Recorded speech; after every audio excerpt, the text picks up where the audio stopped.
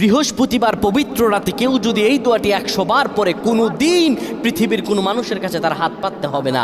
পৃথিবীর সব কিছু তার পায়ের নিচে আল্লাহ হাজির করে দিবেন।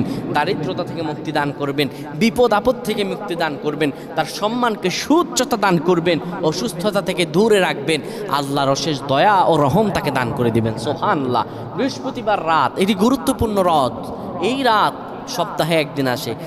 আরবিতে রাত আগে আসে, দিন পরে আসে। সুতরাং বৃহস্পতিবারের যে দিন গিয়ে রাত, এটি বৃহস্পতিবার রাত নয়, এটি শুক্রবারের রাত, এটি জুমাবারের রাত, এটি দোয়া কবুলের রাত, আল্লাহর কাছাকাছি হওয়ার রাত। সুবহানাল্লাহ। এই বৃহস্পতিবার রাত আল্লাহ তাআলা বান্দার দোয়া কবুল করেন।